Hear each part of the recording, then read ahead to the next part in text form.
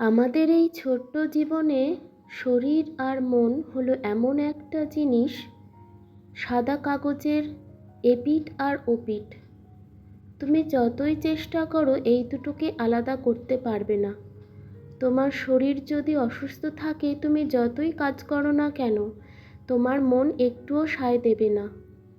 শরীর যদি অসুস্থ থাকে, তাহলে তুমি 10টা লোকের মাঝে 10টা লোকের সঙ্গে যদি যতই গল্প করো না কেন, মন তোমাকে সেই শরীর অসুস্থ আছে সেটাই সবসময় মনে করিয়ে দেবে।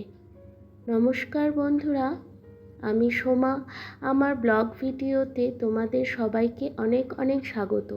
তোমরা কেমন আছো আমাকে অবশ্যই কমেন্ট করে জানিও। আমি ভালো আছি। আজকে শুক্রবার। গত রাতে তাড়াতাড়ি ঘুমিয়ে পড়েছিলাম, সেই জন্য আজকে সকালেই ঘুম ভেঙে গেছে। সকালে ঘুম থেকে উঠে মা এদিকে বাসন মাজছে, আমি এইদিকে মাকে একটু ঘরটা ঝেড়ে দিয়ে দিলাম। তারপরে দেখো, মাকে বললাম যে শরীরটা যেহেতু খারাপ করছে, সেই জন্য একটু চিড়ে ভাজতে, ব্রেকফাস্টে চিড়ে খাবো। চিড়ে খেয়ে দিয়ে মা বলছে যে বাজার থেকে মাংস নিয়ে আসো, মুরগির মাংস খেতে হবে। সেই জন্য বাবা দেখো মুরগির মাংস এনেছে আর একটা মোচা এনেছে। মোচার ঘন্ট খেতে আমার ভীষণ ভালো লাগে। তোমরা কে কে মোচার ঘন্ট খেতে পছন্দ করো আমাকে অবশ্যই কমেন্ট করে জানিও। মা এদিকে রান্না করছে, থাকতে থাকতে আমি মাকে বললাম যে তাহলে আমি ছাদে কাপড়গুলো দিয়ে আসি। গতকালের কয়েকটা ভিজে কাপড় ছিল, রোদে ভালো করে না শুকোতে দিলে ঠিক ভালো হয় না, এমন কেমন যেন একটা গন্ধ হয়। সেই জন্য ছাদে গেলাম।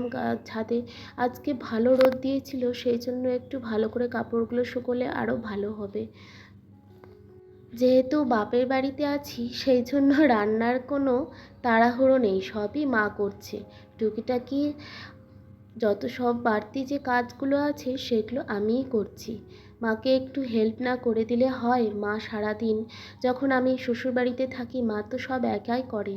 সেই জন্য আমি একটু মাকে এই তরকারি কেটে দেওয়া, তারপরে একটু ইচ্ছে হলো একটু সকালবেলা যদি আমি সকালে উঠি তাহলে একটু বাসন কটা মেজে দিই, এইটুকুই যা। আমি তো চলে গেলে আবার মা সব একাই করবে?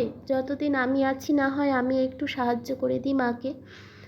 থাকতে থাকতে দেখো সব কাপড়গুলো আমার দেয়া হয়ে গেল। মা আবার ছাদের মধ্যে একটা সেই জবা ফুলের গাছ লাগিয়েছিল।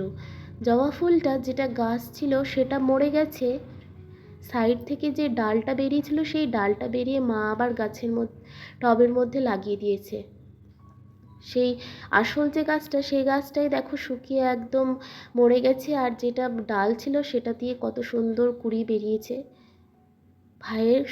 ভাই আবার পদ্ম ফুলের গাছও লাগিয়েছে দেখছি। পদ্ম ফুলের পাতাগুলো বড় হয়েছে, এখনো ফুল আসেনি।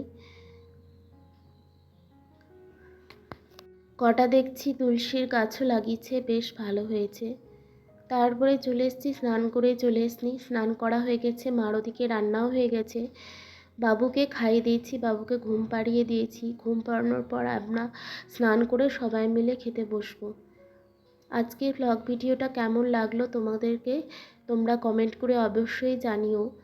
আশা করছি তোমাদেরকে ভালো লাগবে। ভালো লাগলে অবশ্যই লাইক করে দিও। আবার পরের নেক্সট ভিডিওতে দেখা হবে। আসি তাহলে, সবাই ভালো থেকো। টাটা।